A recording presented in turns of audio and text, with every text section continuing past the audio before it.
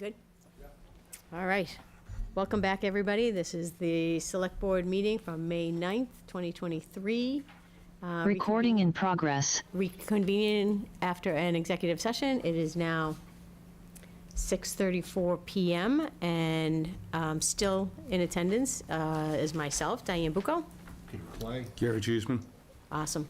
We're going to start off with public input. If anybody is, I don't think there's anybody in the Zoom, and Jim's going to meet us in a few minutes at a meeting, so is there anybody for public input? No one has anything to say? No public input today. All righty, so let's just move on up to our awesome announcements. Mr. Steve, I'm going to let you fly through those. Okay. None of them are new. So this one, it's been up for several weeks now. Just wanted to highlight everyone that the deadline to purchase them has passed. It was midnight, April 30th, but we left it up here just to remind you that the pickup is Saturday, May 13th from 8 a.m. to 12 noon, 91 Grapevine Road. And this is the Memorial Day activities, Monday, May 29th, 2023. We'll convene at 10 a.m. at the Cheeseman Memorial at Pingree Park. And then at 11 will be the laying of the wreaths at the Civil War Monument and Veterans Memorial.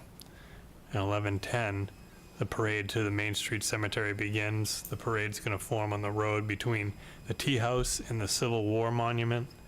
And then at 11:45, the ceremony begins by the flagpole in the cemetery.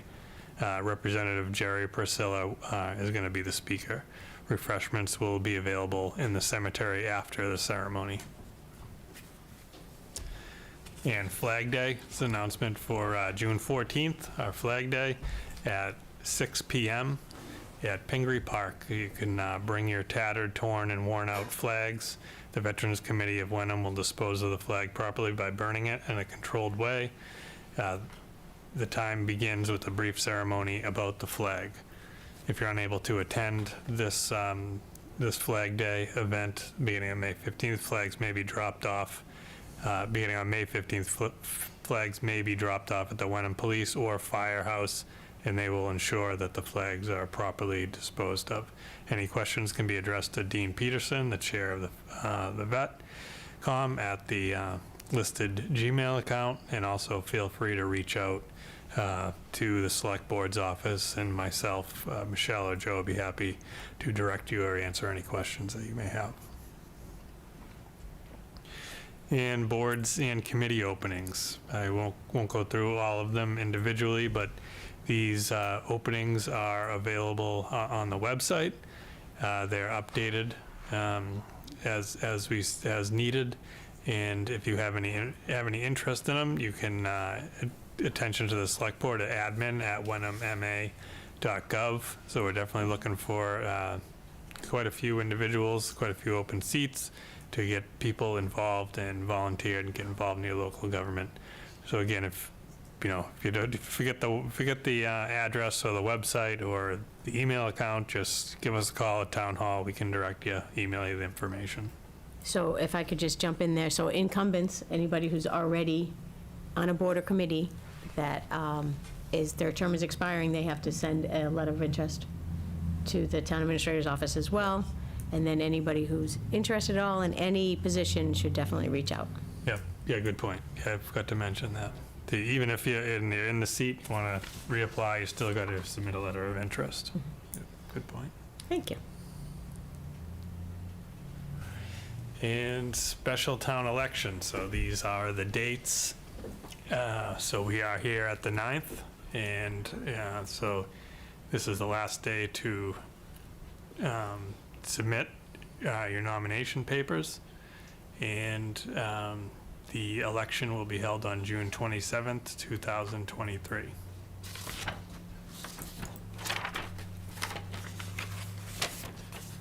And yeah, this is just a reminder, National Grid poll hearing will be on May 23rd, 2023. That's 2 weeks from today, Tuesday night at 6 o'clock. It is already posted on the town calendar with the agenda. Joe, what's the intersection? The two? Maple and Burley. Maple and Burley. They're requesting, statutorily, Verizon has to hold a public hearing to advise and request the movement of a telephone pole. All right, town administrators update. So that's me. So we, at the April 1st town meeting, the town voted favorably to move from an elected town clerk to an appointed town clerk. That question then went on was then to file a special act of legislation. So we received the certified vote and the certificate from the clerk's office, and that was filed at Senator Bruce Tarr's office last week. So it's in their hands and the process has started. We got notification today from the Senate Ways and Means Committee has moved forward with their budget, the $55.8 billion fiscal 2024 state budget. Just some highlights from that. The unrestricted government aid, the UGGA, is proposed to increase by 3.2%, which is double what it did last year. A significant amount of what appears to be increases for schools. Chapter 9 and additional Chapter 90 funding by way of what they're calling a fair share surtax for municipal roads and bridges. It's offering an additional $100 million in the budget to support local ways in addition to Chapter 90 funding. So we'll be monitoring that closely, but it sounds like a budget that is supportive of the relationship with the local governments. And so additionally, Bruce Lane, we spoke last week about the 25 mile per hour speed limit signs that were put at both ends of Bruce Lane. In addition to that, the public safety and our DPW, in collaboration with the principal at Bucher School, are drafting a letter and sending it to all parents, kind of advising them on the ideal route to take to drop your kids off at school and the new ADA ramps, and also highlighting and asking to be good neighbors, and that Bruce Lane really isn't set up to be a busy through street, that it's very narrow, densely populated, and asking parents to take the alternative suggested route. So the 25 speed limit sign is up? Yep. Both sides? Yep. Great. So, and then update on the final papers. So as of right now, I believe they have till 7? No, 5. 5, okay. Yeah, So it's this is final. So we have select board for 3-year term, 1 seat available. The papers we received back from Deirdre Parati and Patrick Waddell. Select board 2-year term, 1 seat. With papers received back from Deirdre Parati, Benjamin Timon, and Patrick Waddell. Just a side note on that, each candidate can only show up on the ballot on 1 seat, so you can't run for both seats simultaneously and appear on the ballot. So in this situation, there will have to be some withdrawals as to not duplicate names on the ballot for both seats. So no Karen Anger. No, we did not receive papers back. And that is. So that withdrawal date, they must make that decision on which race they want to do by May 25th. The ballots can be printed as of May 26th. So. And that's all I have for updates this evening. That's it? All right. I have a couple things. I want to say happy 100th birthday to Elaine Hardy. She's 100 years old tomorrow on May 10th. She is currently our oldest resident in town, which I think is pretty awesome, and she's the mom of our very own Catherine Tinsley. Yay! So I would sing, but I'm just going to send her my best wishes. That'll work out better for everybody. But happy birthday to her. I think she's trying to watch, so I hope that she sees this. And Arbor Day was April 28th. A week ago, 2 weeks ago, on a Friday, we planted 5 apple trees, five apple trees, to start with our Heritage Tree Program, to signify that we're part of the Tree City USA program. It was a great event. I think it was a lot of fun. It was quite educational, and it was a really nice turnout. I think everybody really had a nice time. They gave tours of the farm there and spoke a lot. So that was fun, and we were all there. A lot of people were there. I did miss my Veterans Committee meeting today. It was a little behind, but I think that the update that I would have gotten from them was what was in the announcements as far as Memorial Day and Flag Day. And I read in the paper, I can't remember what day, but I'm not sure if you're aware of it, that Chief DiNapoli was in Washington with 15 other police chiefs, local police chiefs, and our DA to visit the Holocaust Museum to talk about, those kind of issues. So I thought that was pretty exciting. He was in the big picture. So I just wanted to thank him for that. And I think that's all I have. Nothing here. Nothing. Moving on is the consent agenda. All right. I'll move to approve the open session minutes dated April 4th, 2023, and April 25th, 2023. Second. Second. Any discussion? Make the motions. Consent agenda. Do you do the consent agendas, Okay. Gary? Just fighting over powers. We seconded it. No discussion. Vote on the open session minutes. Gary, yes. Peter, yes. Diane says yes too. All right, then I move to approve and release the executive session minutes dated February 7th, 2023, and February 14th, 2023. Second. Any discussion on that? There were two motions, but I think it's okay. They were both, one was already approved, but now we're approving both, releasing both. It was seconded. No more discussion. Vote. I say yes. Peter says yes. Gary, yes. Perfect. All right. Flipping through. We had some correspondence, two pieces of correspondence. We had a letter from Peter F. Durning of Burns Levinson about the Salem Beverly Water Supply Board. And it looks as if they are not happy with our restrictions of water, so they are appealing that to Boston. So they just wanted to let us know. I don't think there's anything further on that, do you? Yeah, no, I think it appears that they'll be held to the similar standards as the groundwater users, such as the town of Wenham. Now they'll be held to a standard similar to, if we're in a drought condition, then surface water, such as Beverly Salem, would have to be in a similar drought condition. So it kind of levels the field, so to speak. And so they are appealing that. They're appealing it, so they don't want to, but, so I wonder how long that will take to find out, because it goes through Boston, but that's a good thing for our water, I think. And we also had a letter from National Grid about some foliage treatment in and around right-of-ways that they have. So they're doing some spraying and some cutting of some stubble, just to let us know. Anything else on that?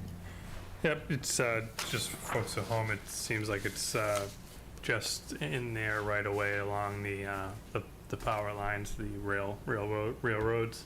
And they did ask us to take a look at their GIS layer, identifying sensitive areas in town that shouldn't be sprayed.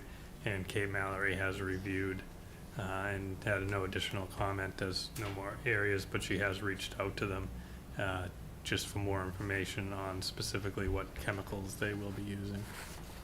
Oh, good, so she'll get back to us. Yep. Let us know. All right, so I'd like to, we're a few minutes early for the FinCom meeting. Do you want to start that early, or should we move on and come back to that in a few minutes? Why don't we jump one, because I don't see Jim or Jamie. Yeah, so we'll wait 10 more minutes? I think so. I only see Scott up there. Why don't you conduct business for another 10 minutes? For another 10 minutes, and then we'll join you in. Okay. So if we could run down to B? It's easier to look on here. What am I doing? B. Yeah, B, which is after the, so B is a little So this I'm gonna put over here, because we didn't do it yet. Discussion and potential vote to sign the letter authorizing Secretary of the Commonwealth William F. Galvin's office to adjust the Gordon College population numbers from 1132 to 1211. So it looks as if, I think it was 79 students that we were off in our accounting in 2020. So it's for the census 2020, so it wasn't actually the annual census, which I thought it was. So I'm assuming that, I don't think that's, I would just agree with that. Yeah, how about I move that the Wenham Select Board vote to sign letter authorizing Secretary William F. Galvin's office to adjust Gordon College population numbers from 1,132 to 1,211. Second. Any discussion? It looks as if there's a letter here we have to, I don't know who has to sign. It's the highest elected official, so I would maybe vote to authorize the chair to sign on behalf of the board.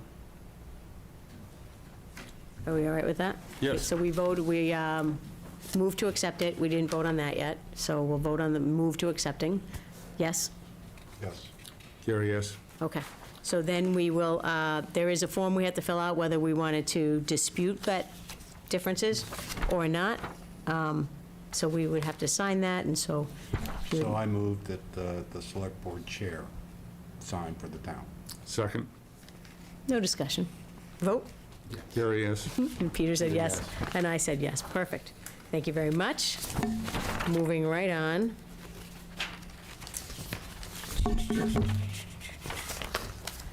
We have an election coming up. June 27th, 2023, we have a election for 2 additional members to the Select Board, and we have received the warrant for that special town election that, if you have read through, find okay, we could vote to accept it. I move that the Wenham Select Board vote to accept the ballot warrant for the 3 to 5 special election. Second. Perfect. Any discussion? I think it was a very well-done warrant by our new clerk. Very nice. Vote? Gary, yes. Peter, yes. Diane, yes. All right, we still have a few minutes. So we have in our packets a job description for an assistant accounting position, which, I think Jamie was gonna, oh, Jamie wants to talk about that too? Yeah. And Martha is not here yet, is she? Martha is here. Martha is here? Yes. perfect. Let's jump to Martha then. Hello. Hi. Hi, Martha, welcome to the meeting. What do you have for us today? I just wanted to give you guys an update on what is happening for June 1st Pride flag raising and the Juneteenth holiday celebration. So essentially for June 1st, we're going to recreate the event that we did last year. It was really well attended, despite that it was a cold and rainy night, and hope that we can do some of the things that we wanted to do outside with chalk and sidewalks that we weren't able to do last year. So just to give everyone a brief description, we took what we consider the members of Wenham downtown, which includes the Tea House, Maziers, First Church in Wenham, and the museum, and we have a little planning group with them, along with a couple members of the Human Rights Committee, and we're going to do a flag raising. We're going to have a couple speakers. The new minister, for new settled minister at First Church of Wenham, is going to do he'll say a few words, and their choir is going to sing, which we did have last year. As you might remember that last year at the last minute we got moved into Burnham Hall at the museum because of the weather. The fire chief's going to have some trucks out there this year for the kids. We're going to have some other kids activities and some information from some local groups. So it's essentially the same as last year. We'd love to have a member of the select board be one of our speakers. You don't have to decide that tonight. We're not really asking for any other special things other than to check that you still have a flag or whether you need one.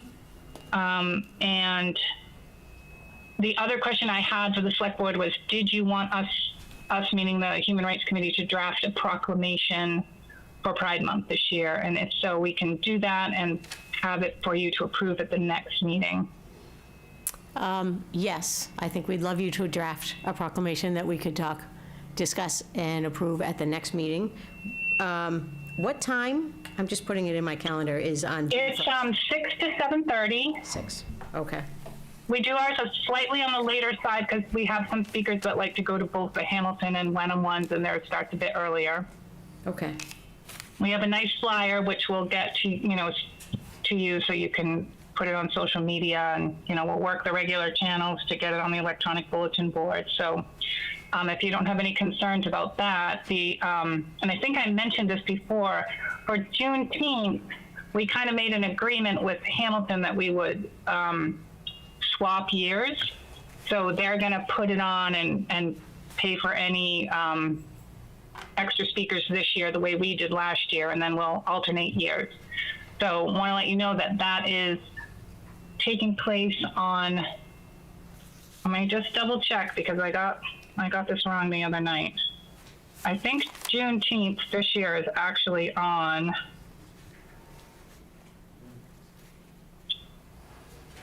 June 19th is the Monday. So it's going to be that night at 5:30 at Patton Park. And 5:30. I don't have a lot of details on that because that subcommittee that's planning that hasn't met yet. But likely we would love to have a member of the select board speak at that as well to do a welcome. But I can get back to you on that in June, early June after that gets planned. okay. I think I can pretty much say confidently one or three of us, some of us, will be at both, and probably very happy to speak, welcome, or just put face paint on, whatever works. Right. I did tell Jason that he needed to get, the deputy chief is going to get face painted again with you, Diane. Okay. I do look forward to that. Some of the best pictures. Does anyone have any questions about either of the events? I don't, No, more information later. more information later, I think you do. Yeah, more information coming. Just wanted to give you the update that it was coming. I know, since it's mostly the same as last year, I don't feel like we're asking for any special permissions or anything, so. Oh, wait a minute, the flag. Do we know if we have the flag? Yes, we do. We do have a flag, we're good. Okay. Okay? And you still have I should ask, you still have your Juneteenth flag as well? Yes. Okay, Yes. that's the only thing that I would worry about. Okay, so we are good to go on that. Good to go for June 1st, and I will have a proclamation to you in the next week or so. Awesome. Great, thank you All right. very much, Martha. Thank you. Okay, so it's just about 7. We should probably just tell Jamie we're ready. Let's call the You want to go? FinCom, I don't know who these pictures are from. Oh, we're gonna do that later. You want to come to the table? Yeah, you might as well. I'm just gonna move this over so two people can share the.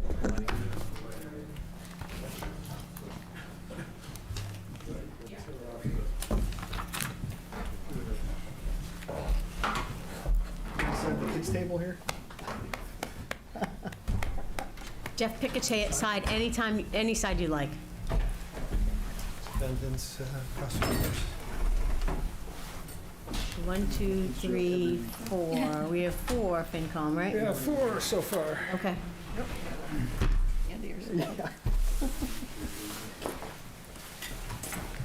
All right, so whenever you're ready and settled, you guys will call your meeting to order, and then we can get started. Okay.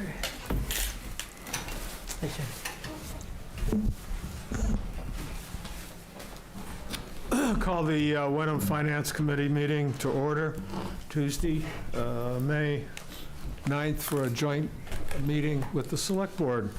Roll call vote for Catherine Tinsley's notes. Jim Purdy. Deirdre Parati? Jeff Cullen. Did Scott go? Yes. Okay, thank you, Scott. So, how do you want to proceed, Hi, Ms. Chairman? Chairperson? Mr. Chairman. Oh, Daniel's here. One more person. Daniel's here. Come on in. What is the best way? I think, Jamie, do you start, or do we just introduce Mr. Powers? Yeah, we'll just introduce. Why don't you introduce? Gary will share. Good evening, everyone. Here with us is Jim Powers from Powers & Sullivan Auditing Firm. Hi. Yeah, I'll move Yeah, I think that's. Anywhere you want to be. It works. There we go. Welcome, Jim.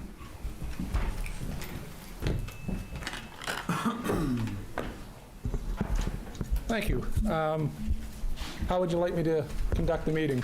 Just go right into the audit and give you an overview? Perfect, good to me. I think that would probably make a good start, Jim. A good start? Okay. Thank you very much. What I find works best in meetings like this is you can, again, through the chair, whoever the chair is, I'm sorry, don't you? It's me, there we Diane. go. Nice to meet you. I can address questions as we go or do it at the end. It's a smaller meeting type of thing, and if you want to address questions as I bring up points, I'm okay with that. Or if you prefer me to go through the reports and then hit it at the end, how would you like to approach that? Does anyone have a preference? I think then I would like to go through the reports and have questions after. Okay, very good.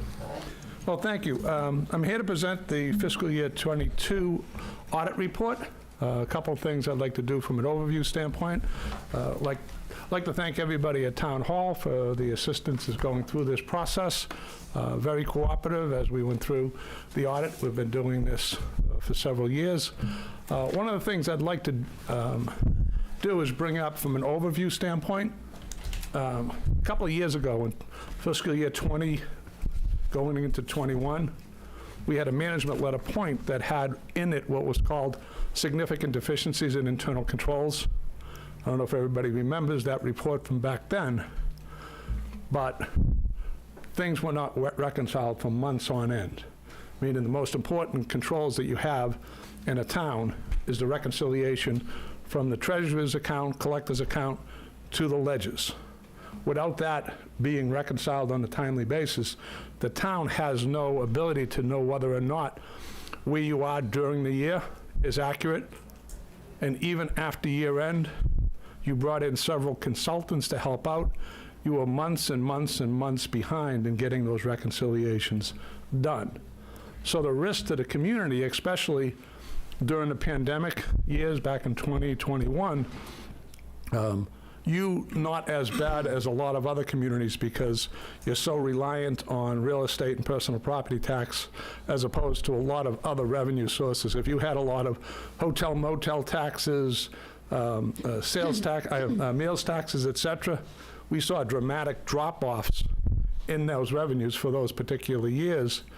But if you had a revenue shortfall, the Finance Committee, Select Board, et cetera, would not have been able to react to that on a timely basis because you didn't know where you were, okay? And that kind of came up during the pandemic, but still should not have happened. We've seen turnover in the last couple of years that has changed things around considerably. One of the things that we always look, and we always do as part of an audit, first thing we do is we assess risk. Where are the risks in an audit? Where is the likelihood that a material error could occur and go undetected by those doing their normal functions? Again, the accounting department, treasurer, collector. In a city or town, cash is it. It really is. You don't have any other type of assets as you go through. And if you don't reconcile that and making sure the revenues are posted correctly and timely, you could be at serious risk that you may be in a deficit, don't know about it, could affect your free cash, where you budget, how you go forward. And so we had that significant deficiency in place.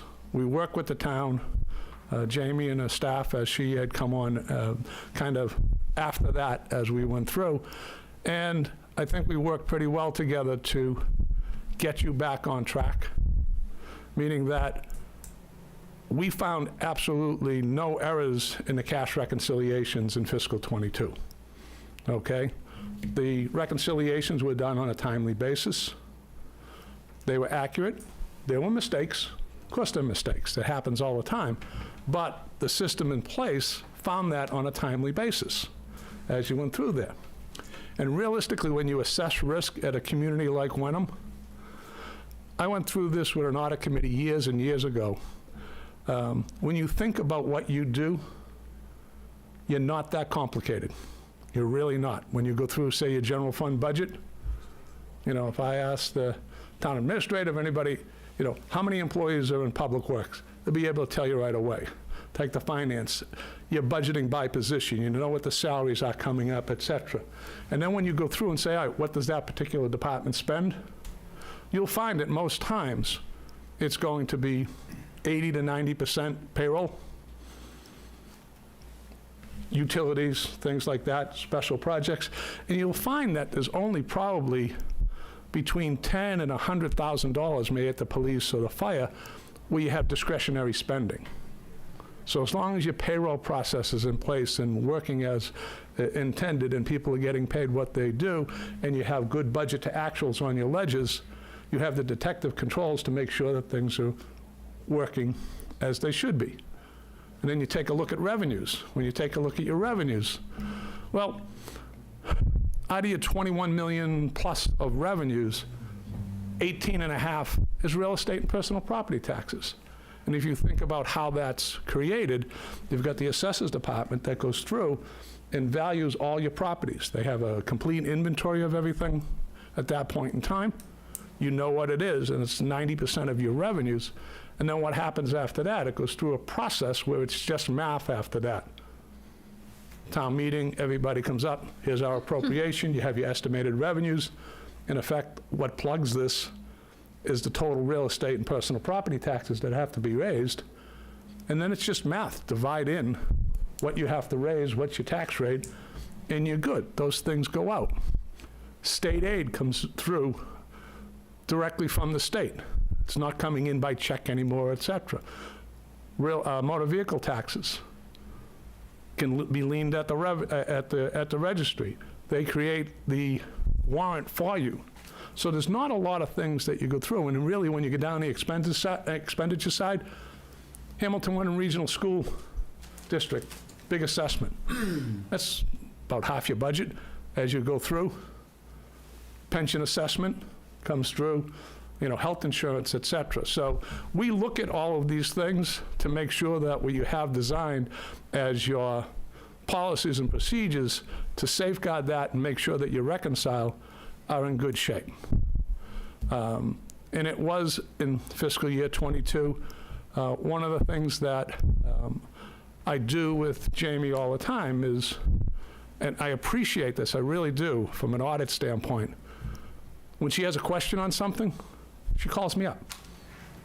She doesn't try to make me find this as part of the audit. She wants to say, how do I do this right? I haven't run into this before. What do I do?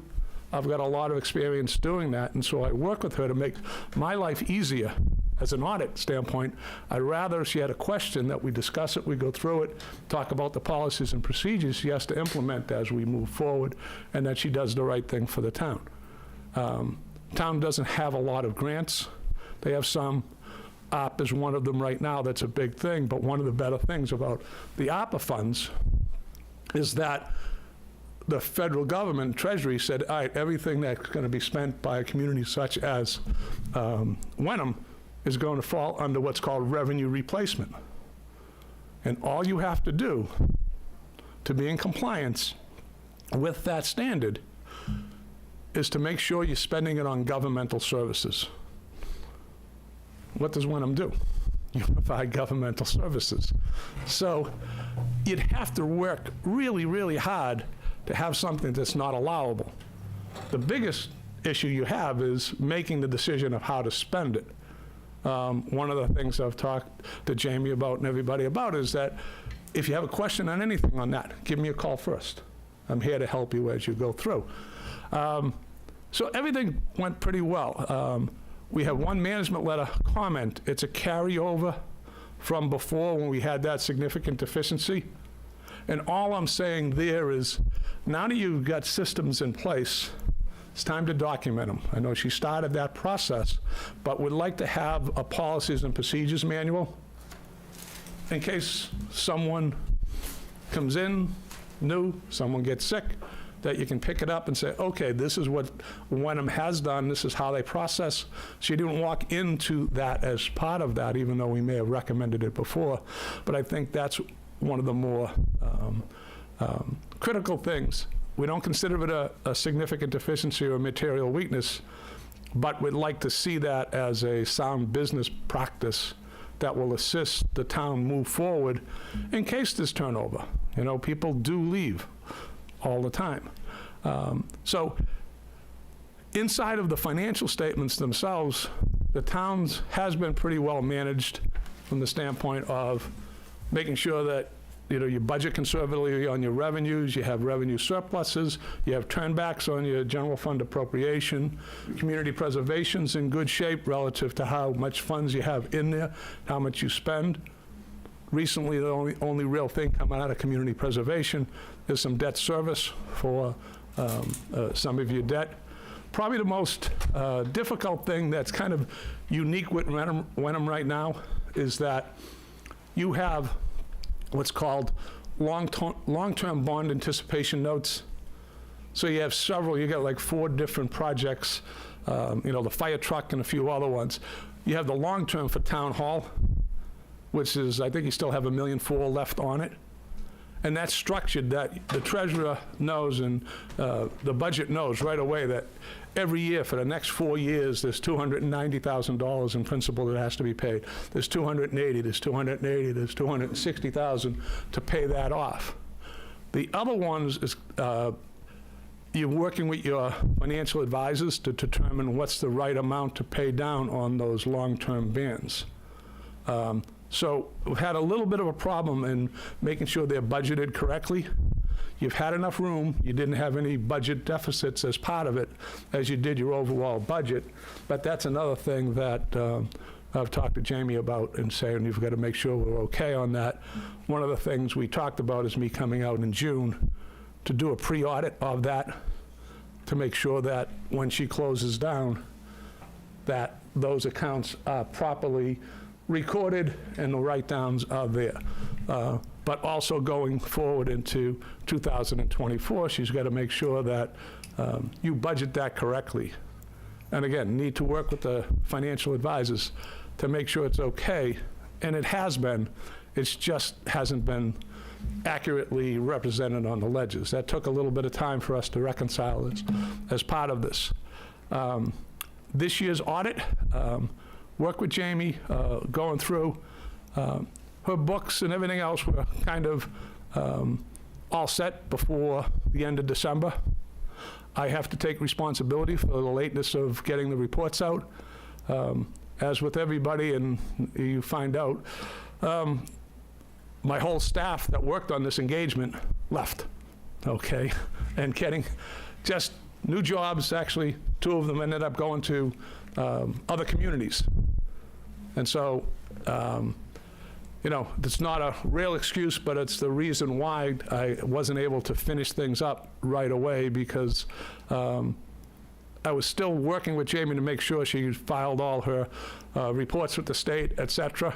But she was ready well before this. So if you're looking to blame anybody because I'm here in May as opposed to what would be normally a few months ago, it's me, right?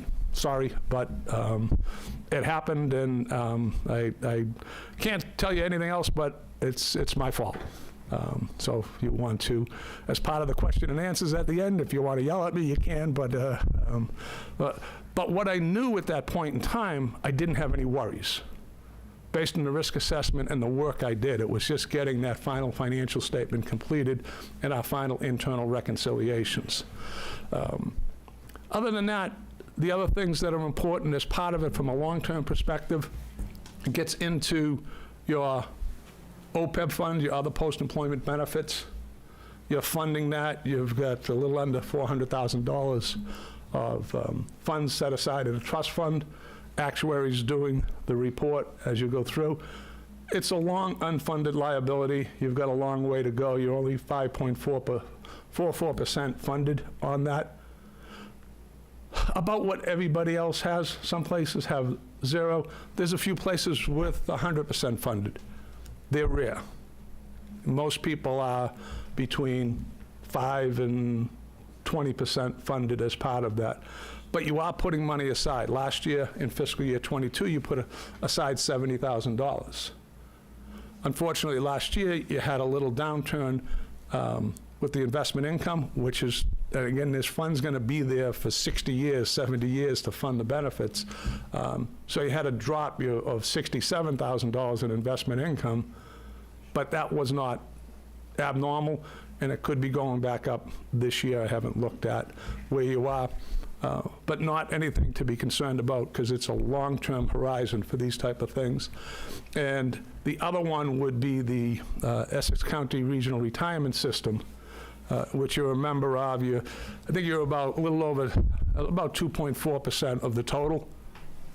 Inside of that, they're 67% funded, which is actually pretty good for a county retirement system as they'll go through. And so you're scheduled to be funded in effect over the next 10+ years. You have to be funded, fully funded by law by 2040. Something just to take a look at as you go through. There's schedules in the back of the financial statements that track the funding percentages over the last 10 years as part of the Governmental Accounting Standards Board. And other than that, your water fund is fine. It's self-supporting as you go through. And your special revenue funds are all self-supporting. There's no deficits in any of them as we take a look at them. So overall, I think it's a good report. And we give you an opinion that your financial statements are in conformity with generally accepted accounting principles. We don't tell you in our report whether you're in a horrible financial position or a great one. You're in a pretty good one. You've got $566,000 in your stabilization fund. You have free cash, so you're in a nice position as you go forward. But you still have to make sure you maintain solid fund balance and don't rely on free cash every year to balance your budget too much. I've seen communities do that and then have a bad year. Wenham had one 10 years ago or something that it was emergency disaster type of thing that you needed to spend money, and it wiped out a lot of your stabilization funds and your fund balance, and it took a while to get back up. Again, from an audit standpoint, I don't care what your fund balance is, okay? I'm just telling you, yes, there's an accurate representation of your financial position, whether it's negative, positive, good or bad, but obviously it's better to be on solid financial footing and have that maintained over the years, so you're always dealing in a position of strength when you're going through your budget process as you go through. And if you keep budgeting conservatively, especially on the revenue side, you should be in pretty good shape. That's kind of an overview of the financials, and if you have any questions, I'd certainly take that. I didn't think you wanted to go through page by page. We just met. I don't, but if anyone has anything to add, I'd love to hear it. I just wanted to add that this look at that. procedure book, I'm very proud of it. I've worked really hard. You could have told me this afternoon when we talked. I have one, Belinda has one, Janet has one, and as we go through, so the first page is just auditor and accountant responsibilities, but as I fill in every 10 tabs, it's labeled on what it is, so if I got hit by a bus, God forbid, someone can pick this up and at least get the day-to-day moving. Even when there's things that we do once a year, like senior work off, so that's in here. Anything that I do or that needs to be done is in here. The treasurer collector has one and the assistant treasurer collector has one with their duties, and as they're doing things, they're in here so that if the office does completely turn over again, it won't, that there's stuff so that we can keep going day to day. That's great. So, That's wonderful. so I guess I got to look for a new management at a point next year. You got to find something Find else. something else. Find something else for her to work I'll on. still call you 700 times.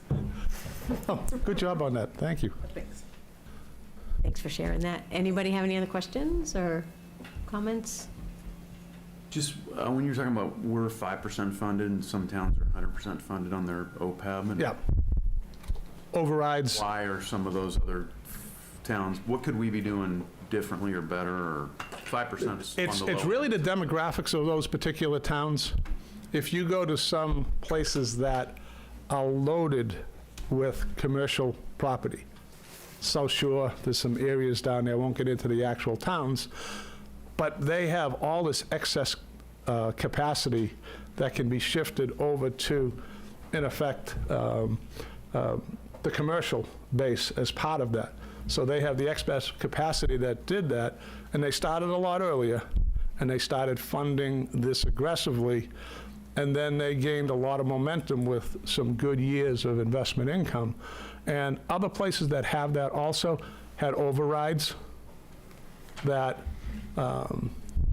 that one of the communities said, all right, we're going to pass a 10-year, $3 million override for the next 10 years.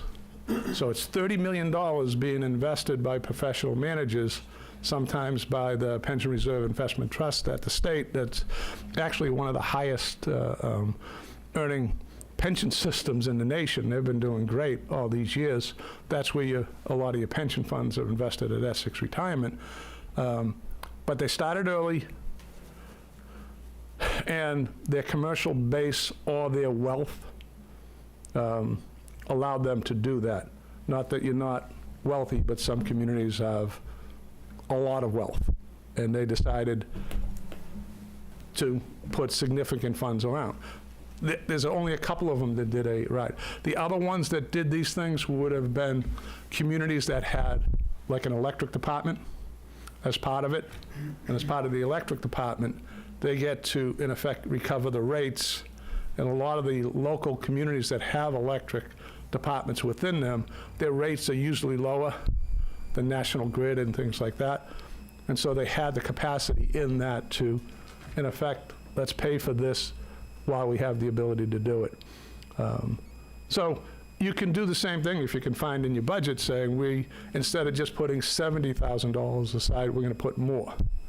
A lot of communities are basing what they do. So you've got the Essex Regional Retirement System, and they're 67% funded right now. That's pretty good for, like I said, well, say in 10 years you're fully funded there. That contribution you have to make is made up of two components. One is a past service cost, because you're still 33% underfunded. So you have to make up for that. And then your normal cost, what does it cost you this year based on the actuarial and your discount rate, et cetera, to put aside to pay for this benefits earned by your employees working this year. So if you're fully funded, what happens is those past service costs, which is the majority of what you pay over, goes away. And what a lot of people are planning for is saying, all right, we're going to shift from sending that to Essex Regional Retirement System because we're fully funded as a whole plan. We're not going to just eliminate that. We're going to use that now to pay for that other retirement benefit for your employees once they retire, and we're going to take that money and put that into the OPEB trust fund, which is legally restricted, and once you put the money in there, you can't take it out. There's ways I can tell you how to take it out, but it's not a good idea to do that. So that's a lot of people's plan as you go through. Some places have OPEB committees as they go through and discuss what you want to do. Not that anybody needs another committee, but, and then you can be maybe a little bit more aggressive in your funding, and depending on where you could find the funds, it's a balancing act as you go through. Two things are different, though. For the pension, there's a legal requirement that your pension system has to be funded, fully funded by 2040. OPEB, pay as you go.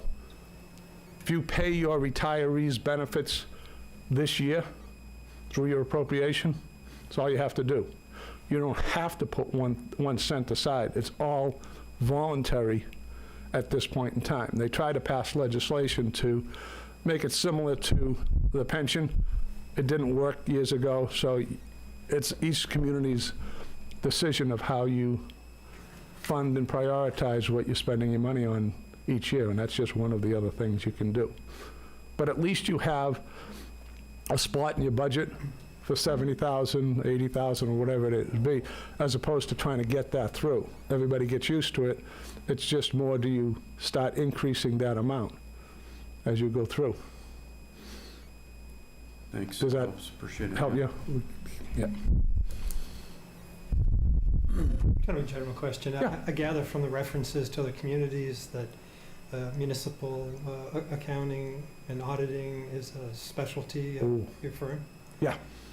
So as you were answering Daniel's question and the comparisons of what other communities are doing versus what we may be doing, to me are interesting. Do you do, in the context of a management letter, any sort of peer group analyses?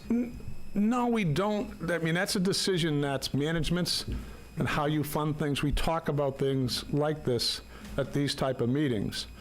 You should be talking with the actuary as part of it. How do I get there from here? The actuary will go through that. The state has all kinds of data on their website for the Division of Local Services that provides analysis for all 351 cities and towns as you go through. But you have to be careful when you're looking at two different places, because the Government Accounting Standards Board sets the rules on how you, in effect, measure both the pension and the OPEB.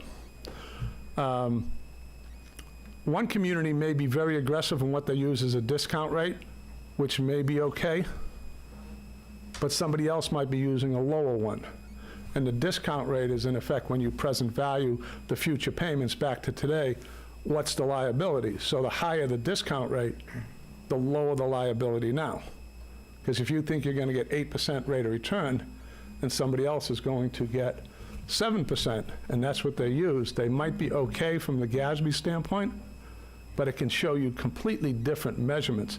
If you take a look inside of your financial statements, in the notes, in both the pension note and both the OPEB note, they have what's called a sensitivity analysis in there that the actuary puts together and says, okay, if we take say the OPEB plan, and I'd have to, do I do that? Yeah, I got it right here.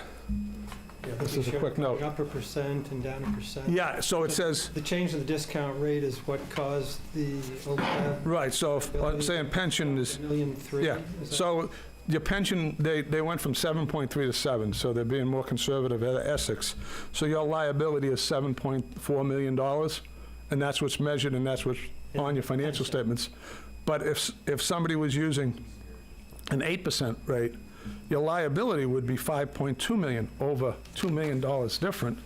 Or if it was at 6%, it would be almost $10 million. So there's a huge swing. The actuary, so there's been a movement to get down from most places to the 7% rate.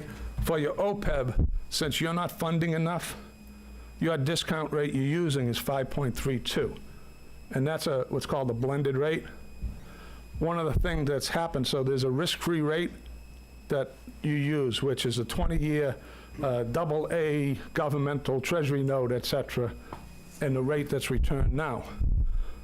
Anybody know what's happened to the treasury notes? And you take a look at SVB down the street that's no longer have their doors open as part of that, because the treasury notes with the interest rate increases that have occurred, you can get some of your treasury notes, for 5%. And before it was less than 1, okay? So right now, that blended rate, the risk-free rate, has gone from about 2% to high 4s, saying that anybody doing just the basics can get this as a rate of return. I don't think that will last forever. It's going to last for a bit. So you have a higher discount rate than you did a couple of years ago because of that blending of the rate, because you don't have enough money being put aside right now at your $70,000 rate to pay for, in effect, 100% of your OPEB benefits over its life, which is, like I said, 60 years, 70 years. When you think about it, you've got a 22-year-old employee, lasts to 65, will live to 90. Well, you've got to fund his OPEB once he gets to 65 and retires, and then he's got another 25 years to go. So that's a long investment horizon as part of that. So it's not a perfect number. This is an estimate, and that's why they put in, like I said, the discount rate changes with the interest rate fluctuation and how that can swing and give the reader the idea of what that occurs. But no, we usually do not, because that gets into telling you, because you can't get in, I can't act as management. With the initial question you were talking, do we go through this? I don't want someone coming up at town meeting saying, oh, Jim Powers, the auditor, said we should be using this. All right? That's my opinion, okay? And saying, okay, we believe that you should do this and put this extra funding in. That's your decision as you go through this. So we have to be careful of what we say because it can be used against you, against me as we go through. If you ask me a question, I'll tell you what's like sound business practice is, but I am not going to put anything in a management letter, et cetera, that somebody could interpret as, because you're not doing anything wrong. From a compliance with Massachusetts finance laws and regulations, you're not doing anything wrong in accordance with governmental accounting standards and generally accepted accounting principles. That's when I tell you you do something wrong. But making a recommendation to Jamie and the people to, to put together policies and procedures manual, that's different because that should be there, and I'm happy to see that it is. So unfortunately, I'm not the right person to look for that, although you might like me to be if you had that opinion. I just thought maybe that management letters had a broader scope than just... No, it's more of internal controls type of thing as you go through. This gets into something that the Governmental Accounting Standards Boards changed years ago. There's a budget to actual statement in here. And it used to say, as bean counters would look at it, you'd have a budget. All right, I've got $1 million budget. Well, I say school, you got a $20 million budget for your school. All of a sudden, you spent $19 million. It would say, as a caption for the difference between the two, favorable or unfavorable variance. Now, as a bean counter, you look at it and said, you budgeted 20, you only spent 19. Wouldn't that be a favorable variance? However, if you go and talk to my wife with my 4 kids and the rest of that, she might be ticked because you left $1 million on the table and you wouldn't do those AP classes that my son really wanted to do. So that's not a favorable variance to her. That's an unfavorable variance because it's not a business perspective. Your performance, you're providing services, et cetera. So they change that and say it's just, in effect, it doesn't say favorable, it's in effect over and under budget. So same type of thing as we were talking about, somewhat similar the way I look at it.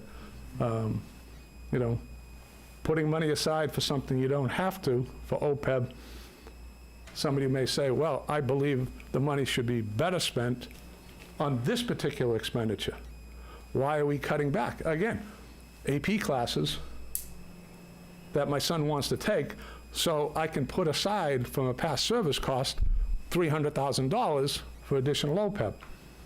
Again, that's why you guys are elected and appointed and everything else to make those type of decisions. But I will talk to you about anything you ask relative to a sound business policy practice, as opposed to recommending something that I believe should occur. I wrote a lot of questions after reading the financial statement, but I'm not sure how many of them should be directed to you at this stage, or maybe Steve at another. Let's see if there's any other another questions from time. the Finance Committee. Sure. Scott, you have any thoughts? He's on. He's up there. No, nothing from me. Because he said no. Deirdre? I just have a question for Jamie, I think. I'm very happy to see the manual. Appreciate that, and the color coding and all. The last time I checked, there is some kind of financial management procedure manual, well, maybe not procedure, on the website. And I'm wondering if that's something that's obsolete, needs to be updated. Yeah, so that needs to be updated. I'm working on financial policies, but before it goes on the website, it has to come to the select board, I believe, right? I'm not making that up. Yeah. Yeah, it has to go to the select board. to get approved and all that fun stuff, and then it'll be on there. This one will be. This one, no, this one's just day-to-day. I can Okay. put this one in electronic format, but it's not an electronic, well, yes and no. A lot of it is stuff that I have typed up on my own, like AP, for instance. It's something that I created on my own, so I can make it all one document and then add it to the website. Okay, but you're also updating the one that's posted on the website? Yes. Great. Yep. So if I could just jump in, but that's office procedures. Yeah. So This is that does not office. need to go, that would not be a public document, didn't need to go on the website. Yeah. But the one that is passe or old perhaps should just be removed, Yep. rather And than, updatedly, yeah. and updated when it's ready, but remove it if it's old. So Yeah. maybe we could see. Think- Yeah, well, a lot of them will represent adopted policies that the select board or prior select board have adopted. So we're actively going through them, and, ones that are still relevant will be recodified, and, ones that need to be updated will be updated and, revoted on, and then, additionally, best practices that are issued from places like, the state, GFOA, MMA, Collins Center, all have, certain benchmarks and standards and thresholds that we should strive to, that we're going to incorporate in, additional financial policies that will be coming before the select board. Just as a note, if you have financial policies like that says, we want our free cash to be X% of this, so we want stabilization fund pay this, et cetera, those type of financial policies with benchmarks or percentages as you go through. You can add this as part of your financial statements at the end as a supplementary information schedule that could take that year's and all the last years. It's sort of like, I don't know if you ever heard of an annual comprehensive financial report. It takes your document and doubles the size of it, gives you an introductory section, management discussion analysis, but combining schedules, but in addition to that, it gives you a statistical section. And inside of that, there's a lot of 10-year histories that you can do from revenues, expenses, fund balances, net position, financial policies, free cash, et cetera, maybe get some of the information that you're looking for as one place, one document to get that. Not a hard thing to do, but I would recommend, if you're thinking about something like that, get those policies approved first by the select board. And once that's done, it may make sense to.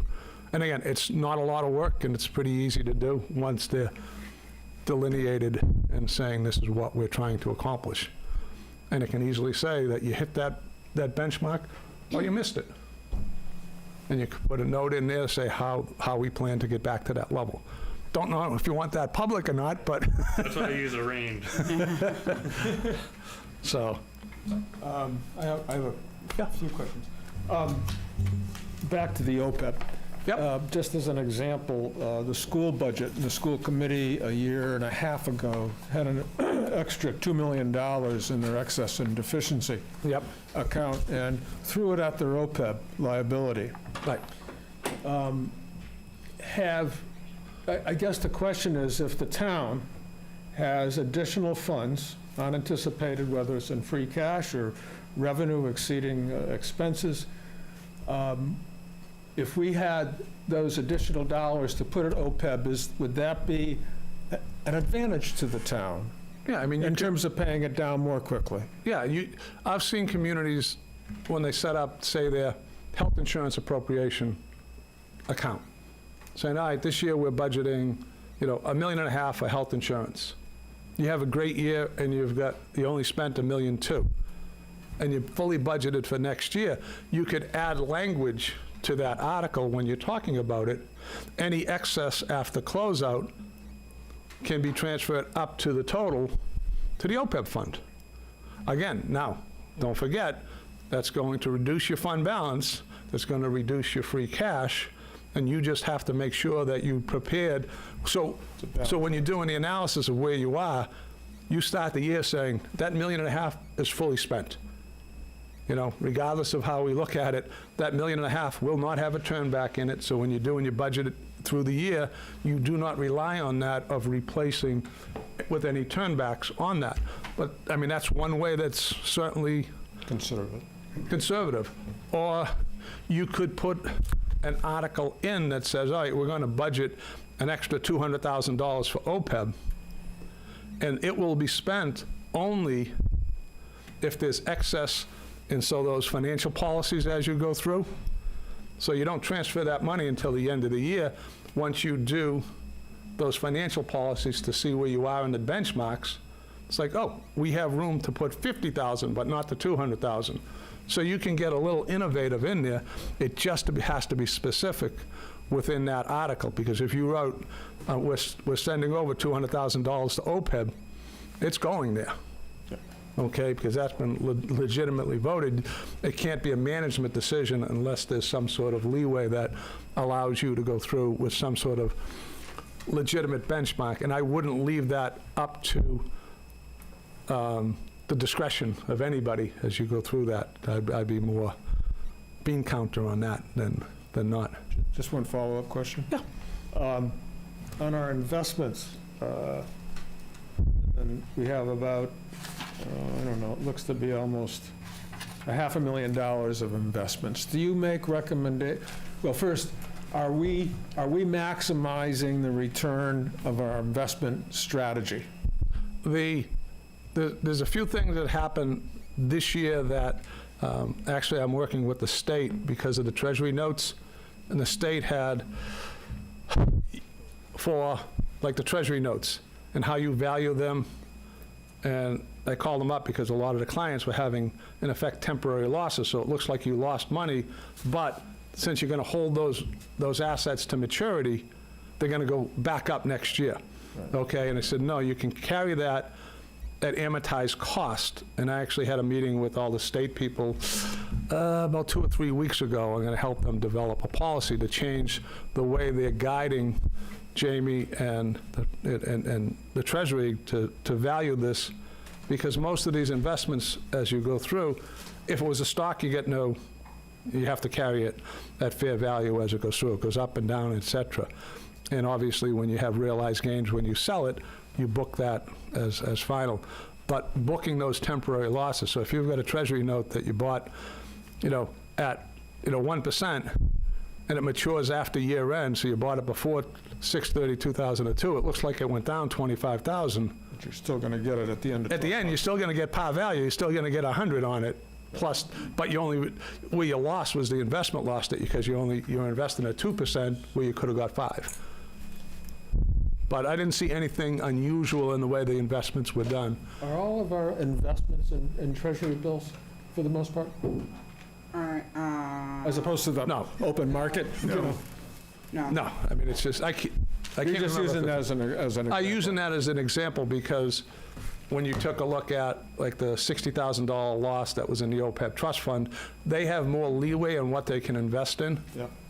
And some of the things that happened that I was talking to the state about, inside the general fund, capital projects, special revenue funds, et cetera, you have to abide and only invest in what's called a legal list of investments. So you can't go outside of that, which is meant to preserve capital as you go through. But one of the deficiencies they had is that there's a fund out there called the Mass Municipals Depositors Trust, MMDT, which is 100% allowable for anything for a municipality to invest in. But what happened was they have a cash fund, which was all under 90 days, specific things they could invest in, and you never lost any money on it. You just weren't making much.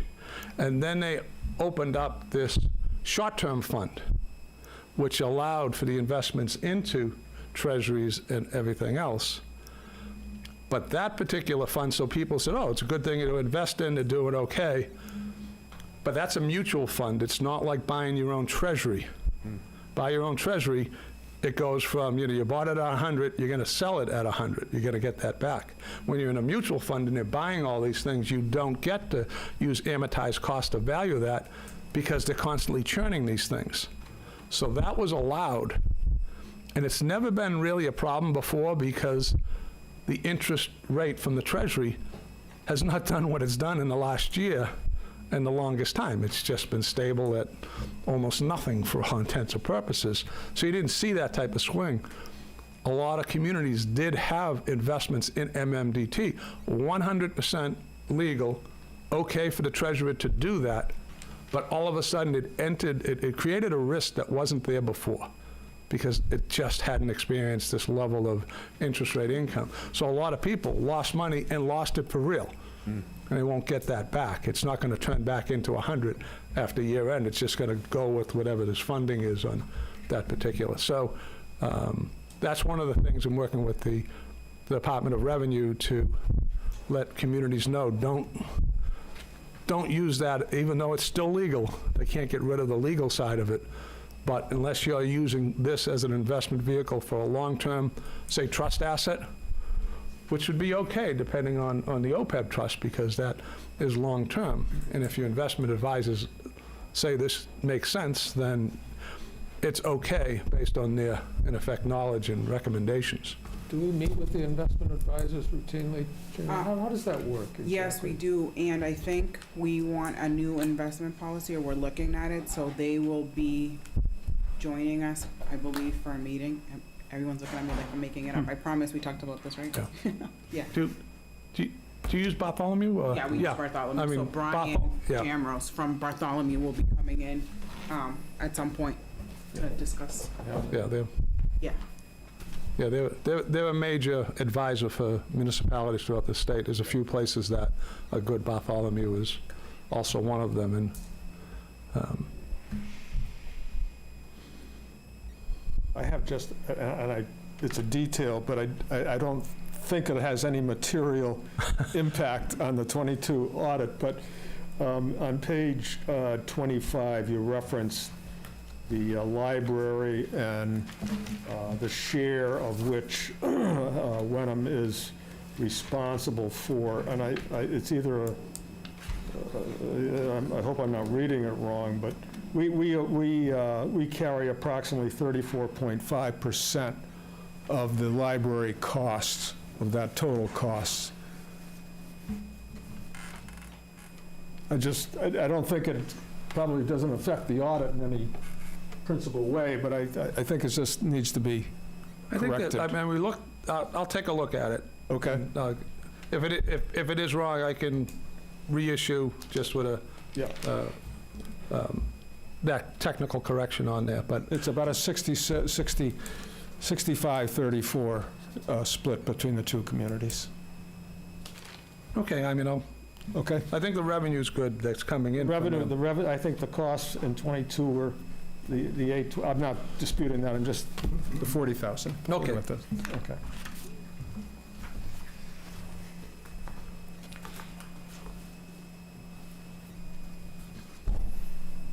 We good?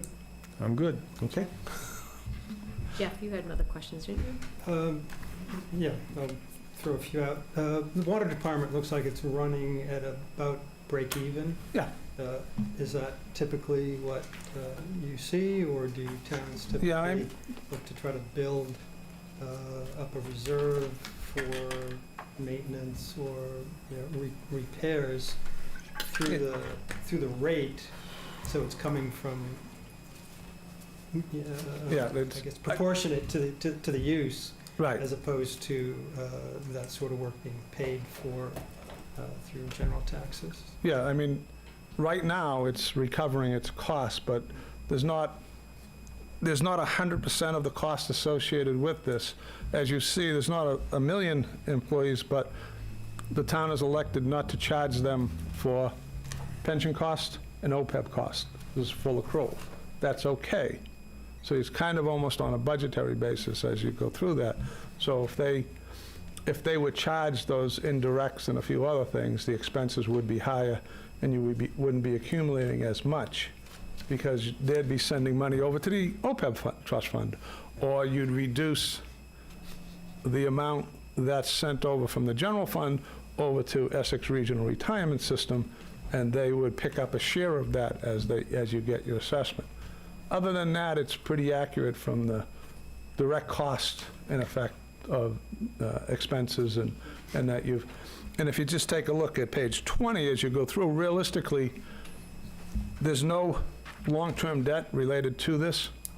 And so you've got $683,000 worth of cash. You got $235,000 worth of unbilled and billed receivables that are unpaid, and you've got $115,000 worth of liabilities. There's no long-term liabilities. And so you have unrestricted funds of $803,000, which gives you a nice reserve for all those capital things as you go through and say, what are we going to set our rates at? And we're going to build our budget. We're going to build an operating budget. But in addition to that, why don't we build, if you had a capital need, the cushion that's in there.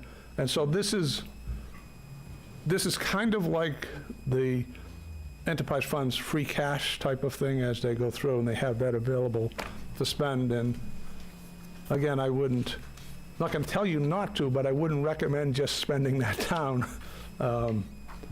because that reserve is good, because things can happen, because who knows what's going to happen to utility bills, all kinds of other things as you go through, and what you need for, cost of services, administration, chemicals. I mean, everything's going up nowadays, and it doesn't take a lot to blow a budget right now, I don't think. Did I read that the town has approximately 6.7 million in deposits in a bank or multiple Yeah, banks yeah. as of year? Yeah, and so, So that's not invested, it's probably it's not right, it's earning interest? It's earning interest, but it's, again, you Extremely. monitor the banks, you go through it, and as you go through, so there's disclosures as, so yes, you have to make sure that you're diligent in making sure where you're Yeah, I'm just spending your thinking with funds with now, the because, failure of 3 banks this year, 4.4 million, looks like it was uninsured, yeah. not covered by any sort of depository insurance. Yeah, Are all those funds in a single bank, or are they spread out? they're spread out, but, if you get $6 million worth of cash, you're not going to go out and find out, I'm going to have 250 in these, 40 banks. You monitor the banks, you make sure that they're okay. A lot of places, I'm not recommending they do, a lot of places are looking at and talking with the banks to see how secure they are, whether there's additional insurance on there besides just the FDIC to make sure that you're covered. But that's a risk, it's not a new risk, it's always been a risk, but it's a bigger risk now. It's a bigger risk this year than it was last year or the year before. So the treasurer needs to be diligent in making sure that you protect those assets, because, do you put it in a bank that's too big to fail? Some places are looking at that, depending on where you have your funds.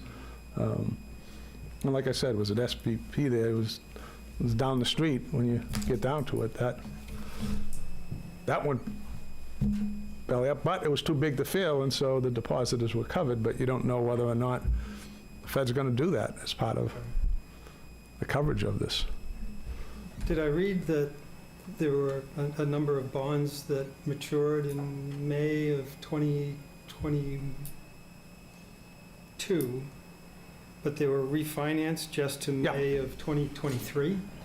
Yes, so I mentioned this earlier. You have like 5 different bonds that are short-term, they're actually long-term bond anticipation notes. And so your financial advisors, when you go out and it's allowable to do, sometimes they'll advise you, depending on the interest rates and what's going on, to say, now is the right timing to go out for, a 20-year bond for, say, the town hall and the police station or whatever that was. Other times, they'll look at it and say, because the interest rates are so low, and they have been for the last several years, it doesn't make sense to go for a higher rate that might be a 3% note when we can get 0.8.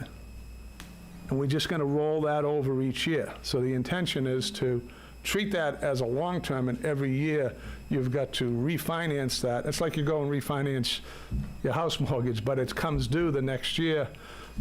You pay off a portion, you refinance the rest, and your interest rate is what it is in this coming year. Now, this year, I'd expect that the interest rate that you have for whatever got refinanced at the end of this particular year is going to be higher than it was last year because of just what happened to the overall interest rate. So it may not make sense to continue to do that. But it also may not make sense to go out long-term on these things.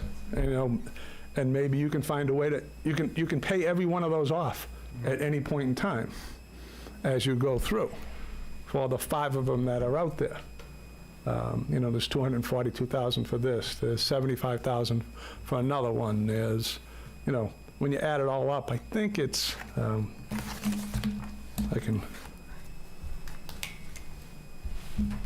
so you get 76,000 with drainage, I mean, it's on, Page 41. yeah. And so, as you go through those, it's like, okay, iron rail's $147,000, and that's one of the ones that get rolled over and paid off.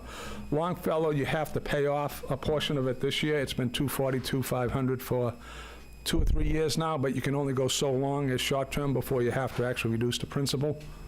Fire truck's $395, so it's like $860,000 of those.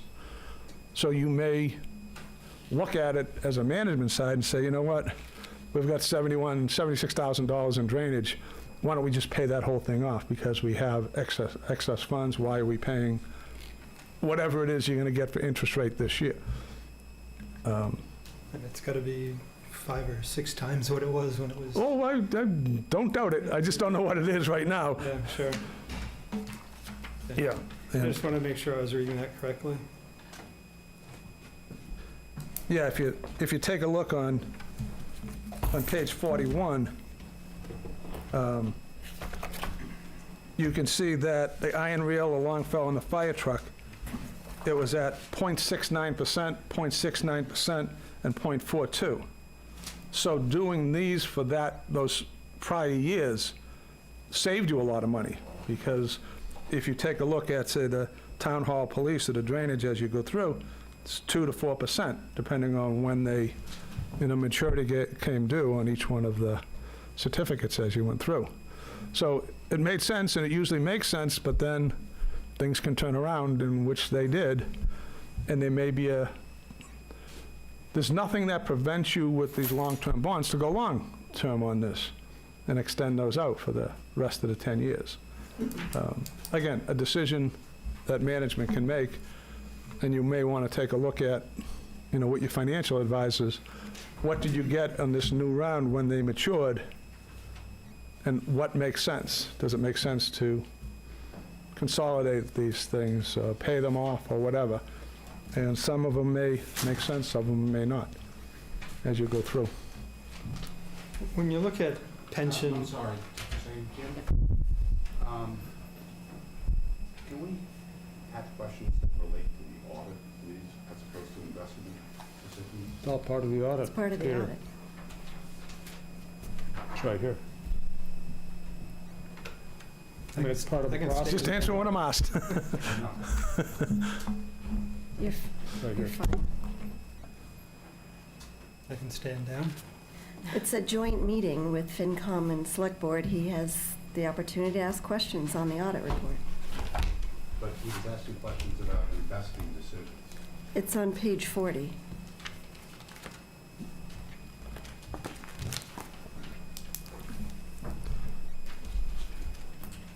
Any further questions from the FinCom? Let me back into this discussion that we want to push forward. Scott? Nothing from me. Thank you, Scott.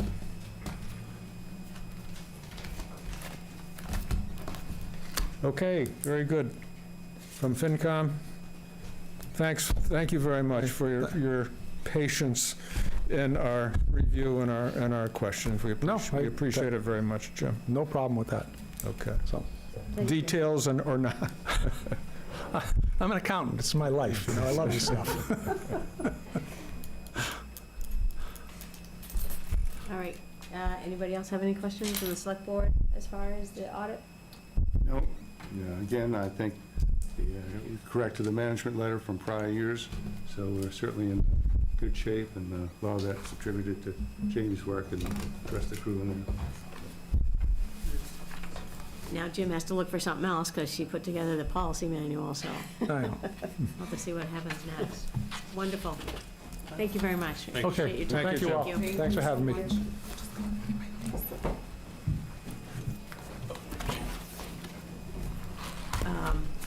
So we still have another, with the Yeah. the joint discussion with the FinCom, also Yeah, about I'm not the leaving. finance operational review by an independent contractor that I believe was a request. The select board the finance committee on November 2nd made a formal motion to have a review of financial operations, budgetal operations overview. We've had informal discussions about that, and informal responses to it. We have raised it at this point, and we raised it at our last FinCom finance meeting with Steve, who said, okay, great, let's review what our options are. And we came up with two options, if I remember correctly, Steve, was explore, the Division of Local Services has a complete group that goes to cities and towns to review their operations, financial operations. So that's one option. And the other option is a group that you've had experience with before, Steve, that in Marblehead, did you have that experience? And you're going to explore the two options and give us some opinions. Yep, yeah, so Clifton, Larson, Allen. So those were the Finance Committee requested the state, and I suggested that, certainly not opposed to having our operations reviewed, and haven't suggested, but I would, the discussion, I think, A, would be, does the select board wish to have a review done, and B, who do we use? And my suggestion would be Clifton Larson. Because? Because Because. Well, I think generally, the state will send out, individuals that don't necessarily have experience practicing in real life. They, they'll review. I believe their reviews to be more tailored to communities, particularly out west, who don't have any governmental structure or experience in the area, and they're kind of coming out there with, a preconceived box that they kind of establish for every community and make very similar recommendations to every community.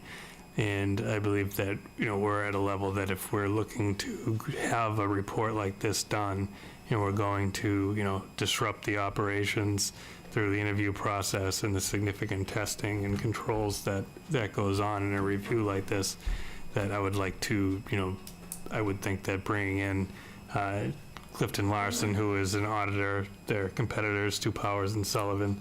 So, these are the folks that the state goes to for, when they have questions, to have them come in and do a thorough review, so that, we do this disruption once and come up with a document that's a bit more granular in nature. So that's your recommendation? At this point, yes.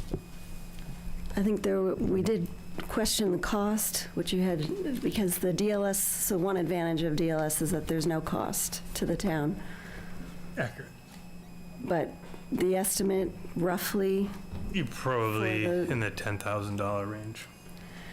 so I think we FinCom don't yet know where we stand on this year's budget and whether the budget can accommodate a cost like that, or whether next year's, I'm not sure. So I guess the question would be, where would we get the funding for that? And then the other question is, I did take a look at their website when you mentioned this to us previously, but it wasn't clear to me what they do for municipalities, and they did not have samples of their reports. So you can see the DLS, what types of reports they produce, so you have a sense of what you're getting, but I don't know for this firm if you have samples or have seen, what it looks like, what they produce. Yeah, I mean, I've dealt with them before. I could get you a sample of the report that I've received from them. So, I have a couple questions. It sounds as if financial operations seems to be doing fairly well. We had a nice audit. Everything seemed good. It's always a good thing to look into things and investigate and review processes. So I think that's a it's a fine idea. The cost versus no cost is definitely an issue. Do we know of any other communities that have done this, either with DLS and/or Clifton Laughlin, or Sullivan and Powers probably does it as well, right? I don't know if they do. Okay. CLA has an arm, an operational support arm, Operational support. where they support finance operations for communities. So I guess I want to think about why we need to do it, if we opt to go with a separate firm, and what benefits we're going to get out of it.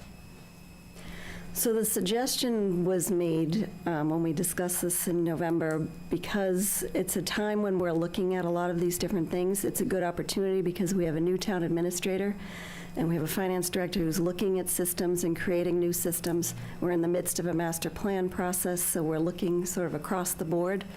So it seemed like a good idea to have some outside eyes come in and take a look at the town, the procedures, the structure. This is what they do.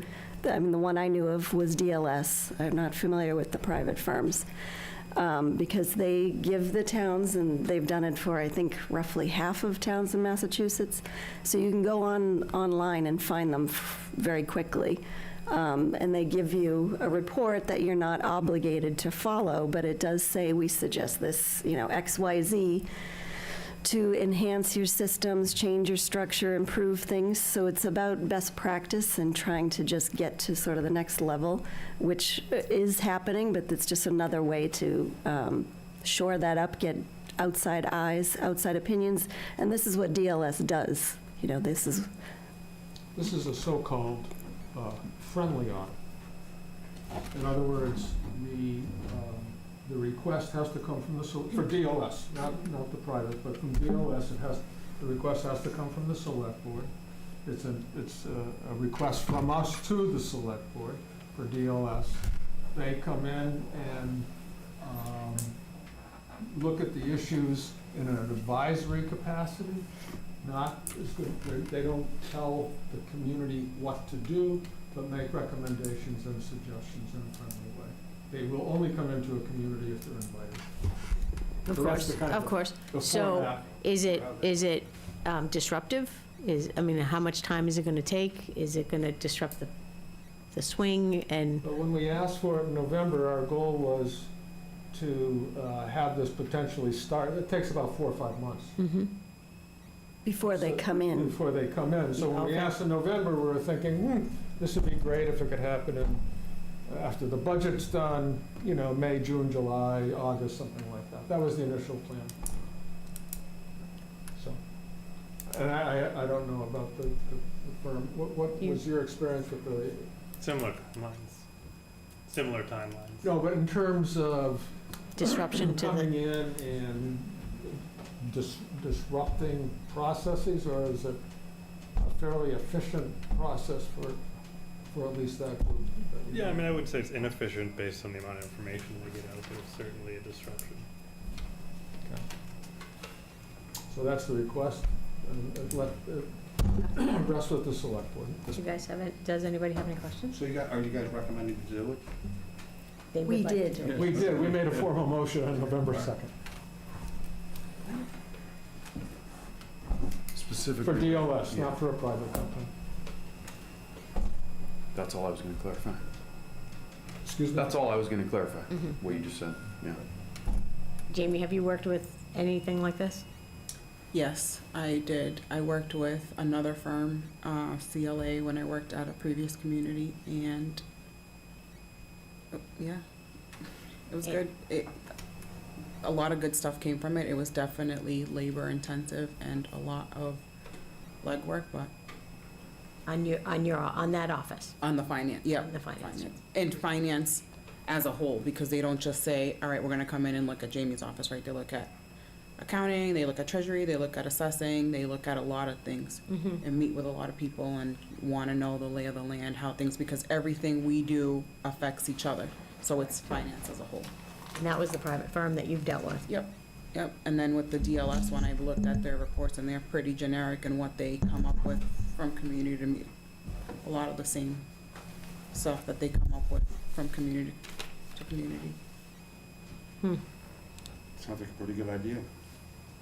Can we get some of the hard copy reports from the DLS for the other towns and take a look at what they're finding at other towns, and perhaps we can apply it internally ourselves if there's particular areas that they're recommending? I mean, I'm not sure they're that generic. I don't think we would be able to do it internally like that, but it might be interesting to see if both three towns and the kind of the same recommendations for all three towns. Something of our size or, Kind of be interesting. comparable. I don't think, so this is where I would think. I would go with the DLS first because it's free, but then I don't want to put everybody disruptive, mess up everyone's work schedule, and not get quality, helpful information at the end, and then end up trying to go to a private firm to spend the money to get more information, better information. So I don't know how disruptive it is to the office and to the people if we start with one and then continue to find more with the second one. But I don't know.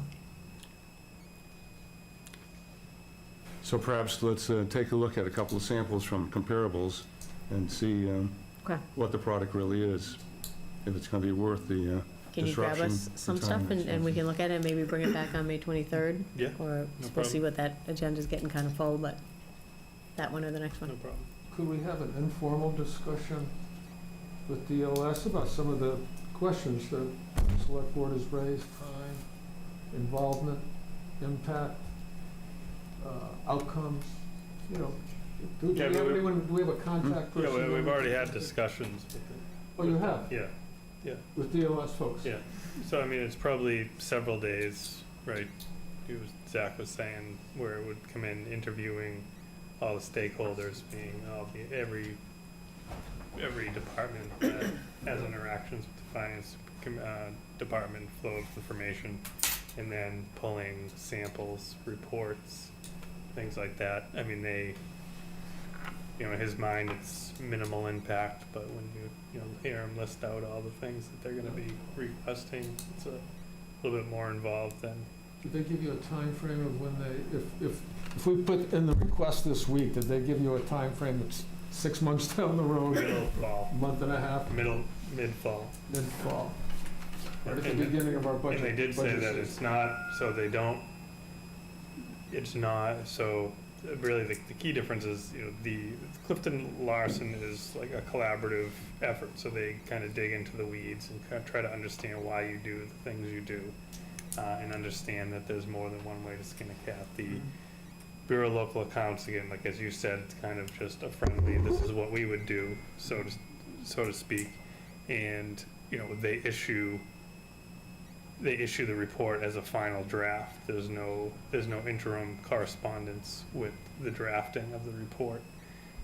So it comes out as a final draft. In the event that there's two ways to do something, they fall on the way that they recommend to all the community. So it's a little less collaborative, which makes it, in my mind, could create problems where there are none. If they're recommending to do one thing and we're saying, well, we do it this way because of X, Y, and Z, it's sound financial practices, it's just not the way that you would do it.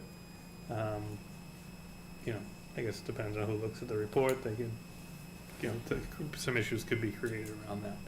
So those are some of my concerns on that. So would Clifton Larson scope it out and give you a price Yeah. Yes. so that we would know exactly? It's probably going to be about $10,000, and with the not to exceed engagement letter of $12,000, but they would try to keep it at the $10,000 mark.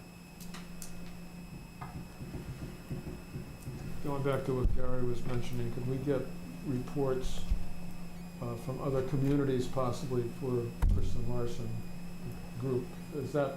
Yeah, do they well, I could share get- those- do they Yeah, well, share those that would be information? so they wouldn't share them to me. I could get Marbleheads because I have community, but they could probably give me names of communities, and I That could would be call them and contact. see if they would be willing to share it.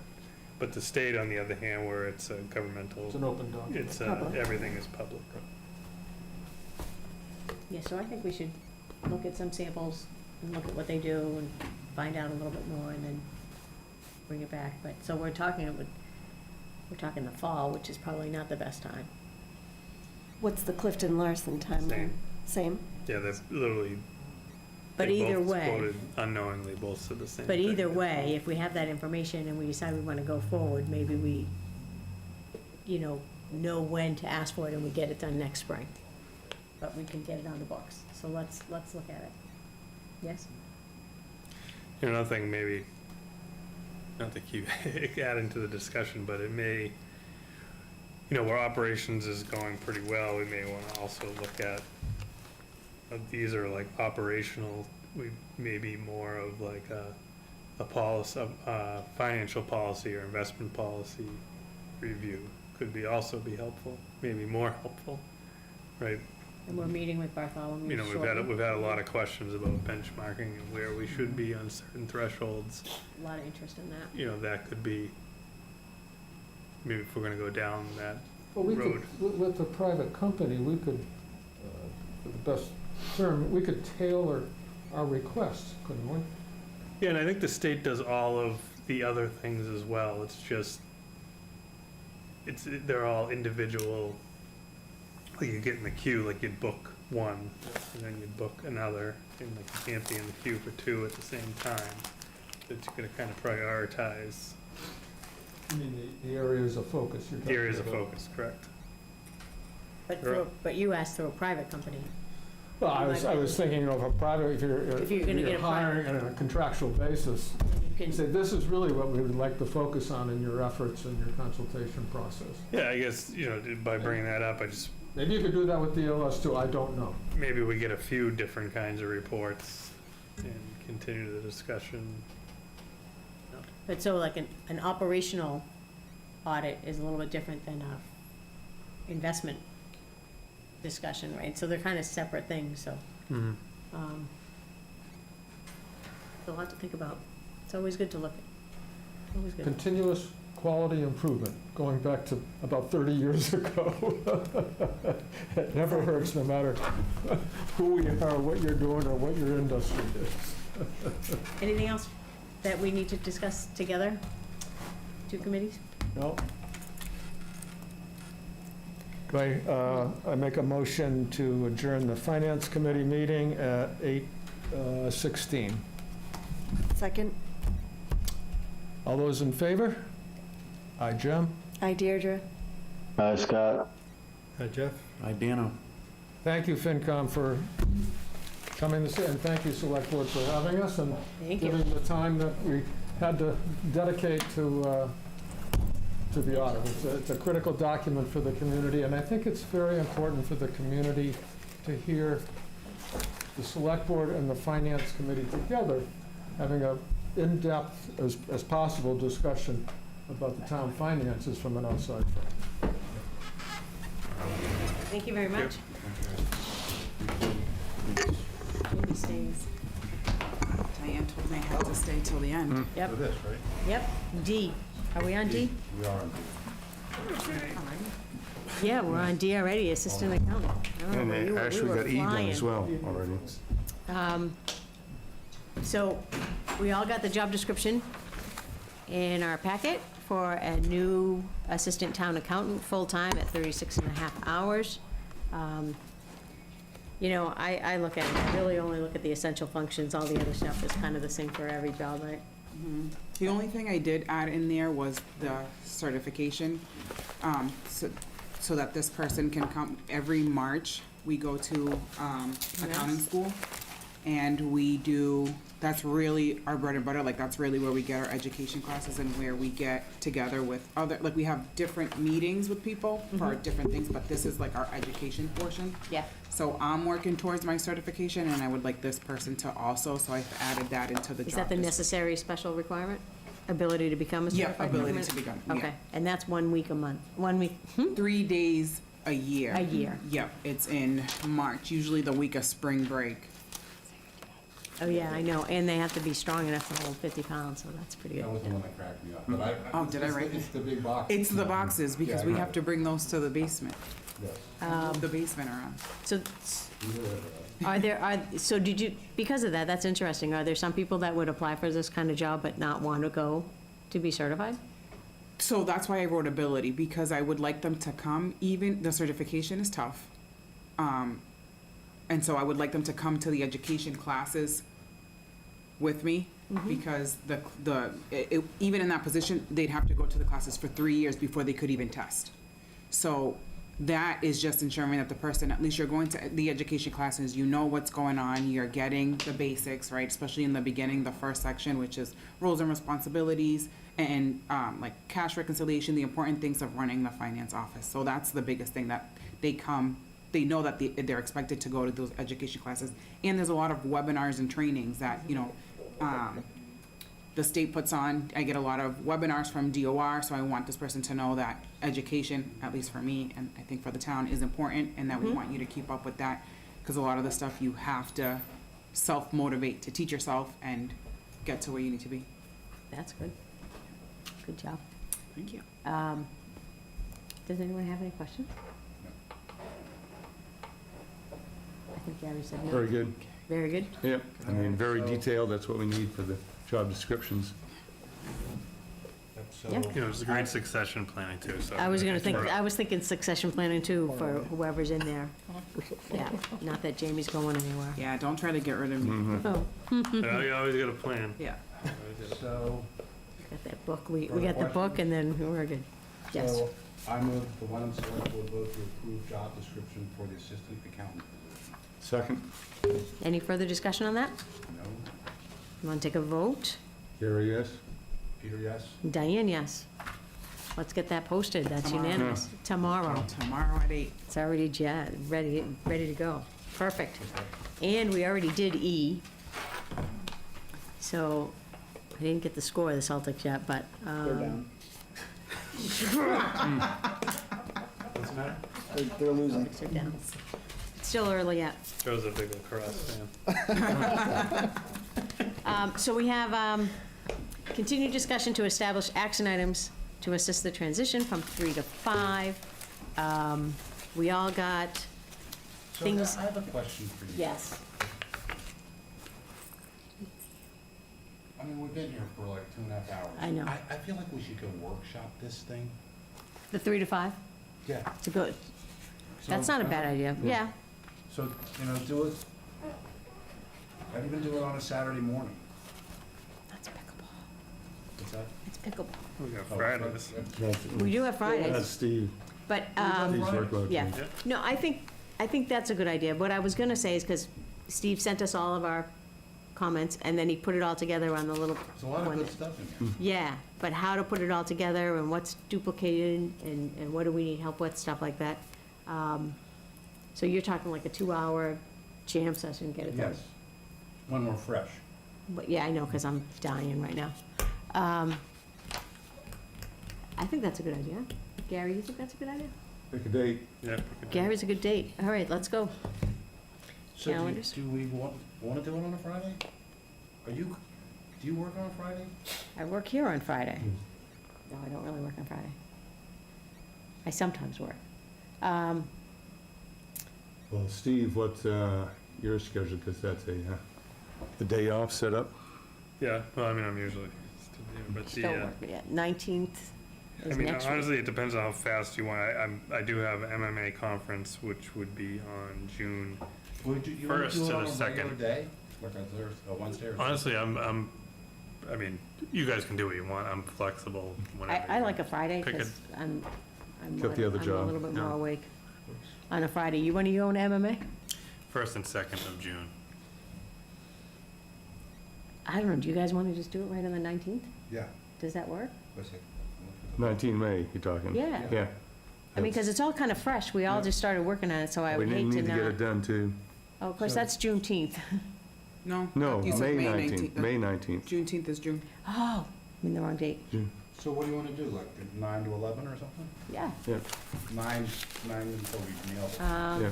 9, and we'll bring big stacks of Starbucks coffee and Can we do noon? What? Can we do it at noon? Yeah, sure. Would that work all right? A working lunch. A working lunch. All right, let's add it in, 12 o'clock. Brunch. 12 o'clock. Oh, so we're doing 12? Yeah, I'm sorry. Starting at 12, Yeah. all right, Is that all right? on The May 19th? 19th, Friday. SP workshop. So, for that, why don't we, Just 4 of us? just the 4 of us and someone take, do we need minutes or do we take our own minutes? We shouldn't take our own minutes. Are you around May 19th, around noon? Okay, We'll buy you lunch. okay, May 19th, noon. Okay. So I think for that, I think the best document to work through is the one that has the SP on the top right. Because it seems like it has all of our pieces together and we just need to work with that. Yeah. All right. Thank you, Pete, keeping us moving along. The updated select board meeting schedule. I had a I clean thought that copy. was great. Is it all good? Yeah. We made some changes last time, but now I have again lost the clean copy that you printed out for me so nicely, unless it's over here. We read through it last week. I'd love to read through it again, but I'm a little too tired to do that. So, do you feel, you read through it? I did. Yes, yes. Through it as well? Yeah. Good. And does it work with your schedule? And minute girl? I didn't read it. You didn't read it through? I think as far as minutes, what? No one has to be. No one, no, that's okay. As far as minutes, nothing was changed on the schedule that they were using before. The meeting agenda, executive, where do the minutes come in? The recording secretary will provide draft minutes to the clerk within 7 days. The clerk will edit and provide the proposed final version back to the recording secretary within another 7 days. The recording secretary will review for final completeness and forward the minutes to the executive assistant for inclusion in the next available agenda and packet. And you want me to send the select board minutes to the town clerk? Did you discuss that? And the approved minutes will be sent to the town clerk for posting, but you will have already sent it to the admin. The admin team will have to approve them, and then you can send them right to the clerk. Sure. Right? Or do you want to send them to the clerk? So you, because it says, the recording secretary will review for final completeness and forward the minutes to the executive assistant for inclusion in the next agenda and packet. The minutes, if you make no edits, all they have to do is be marked approved, and then they're ready to go. Right. So you can do that, And Michelle can do it, doesn't. or Michelle can do it. Yeah, I can do it. Yeah, so then I didn't say who did, I just said approved minutes will be sent to the clerk for posting. Yeah. Does that make sense? Yes. Is that good? Okay. So Michelle's no longer gonna post the meeting. I mean, I think that's kind of a administrative decision, but it seems to me that whoever's posting the minutes would just be posting the minutes. Am I wrong? Or off? Very off? simple. Did you ask the town clerk to weigh in or not? No, I did not. I don't think she's looking for things to do. Exactly. But the bigger picture, it's not just our minutes. That's right. We need to decide, who's going to work the minutes on the website. And certainly it's coming in from several committees. Everything should be posted up there. So we need to have one person in town hall responsible for getting onto the It used to go website. to the town administrator's office. All the minutes? Are you doing the When that minutes? position was vacant, they got very backed up and, we changed. Oh, Kirsten sent an email this week that she's happy to post all the minutes. But I can certainly do it, whatever you guys decide. that's an internal thing. I do think it should be kind of one person doing that. So perhaps the town administrator and the town clerk can decide. Yeah, make a plan. Do something. Just, it's getting too late. I'm sorry. So let's, I'm gonna leave, we'll leave that line number 16 as up in the air. So should we wait for them to decide, or can we just approve this? Because Can the way we, it's written, it's open-ended from our, No, it says that we sent to the town clerk for posting to the website. So I think Right. I would make a motion to approve the Wenham Select Board scheduled meeting cycle policy, with the caveat, with the,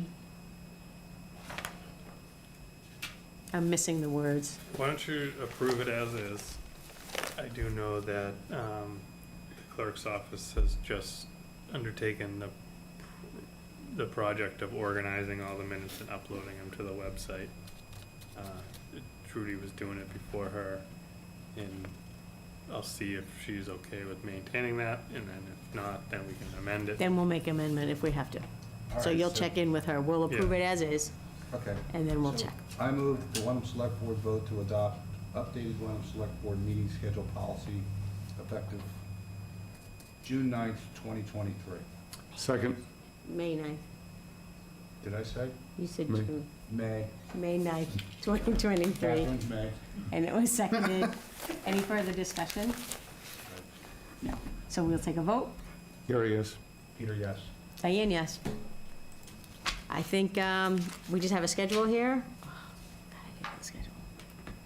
So we really only have a meeting on May 23rd, and then we have the election is on June 27th. We have the pride flag raising on June 1st. We have the Juneteenth presentation on Juneteenth, June 19th. But when do you want to have meetings? Can we go, should we go back to our regular schedule? Regular scheduled time, which would be the June 6th and June 20th, is that right? Sounds good. Sounds good. Is that right? Yep. So let's just do June 6th, June 20th, looking further. Oh, then you have July 4th. Well, then I think we already Didn't we planned already on talk having these? the first July meeting, On the second week, right? second On the week. 11th? Yeah. That's the, yeah. Okay. Did we go further than that? My recollection was that, but I mean, whatever the board wants. All right, let's- Because that'll be the first full meeting with 5 members. Yes, okay. So to the extent that there's traveling around the 4th, So June 11th, I think that was. July 11th, July 25th. And then we, okay. What are All you right, are we doing done? on meetings for June? I'm so sorry. 'Cause June is 6 and 20, 6 and 20, Six. okay. July 11 and 'Cause 25. there'll Maybe. be end-of-year appropriations at one of your meetings. Oh, yeah, good point. So I just wanted to make sure that I had that. For the scheduled. 20th then? For the the end of 20th, the yeah, year. so I'll have it to FinCom before then, and then, That's actually. And then agenda-wise, we're doing all the employee appointments on the 23rd. I think it's, Michelle, is that the Sure. 3rd, yeah. Employee appointments? And then when you said the committees close out the volunteer statements on the 31st of May, so I have to pick one of those other 2 dates in June to do all the committee appointments. Well, I'm thinking you're gonna have to probably have both, if we could get some on the 6th and some on the 20th. We're gonna try to do it a little differently this year and share have like a whole spreadsheet with all to eliminate the confusion of the motions and all of that. Okay. So people, you'll be able to see when the term expires, how many seats were open, who's the incumbent. So I would love to do it on the 6th in case we get, and then in case we fall behind, we have the 20th, because if we start on the 20th, then we Is fall that- behind. Doable, you know? But that's Okay. soon. And Michelle's the spearhead now, so she seems to think. All right, let's try for the All right. 6th and see, see how we do. All right, so we have May 23rd, June 6th, June 20th, July 11th, July 25th. And that's all I can go. All right, All right, Sir? so without, Without further ado, no other business. I move that we adjourn. Second. Recording in progress. At the time. It's 8:34. 8:34, all right. Agree, vote? Yes. Peter, yes. Diane says yes.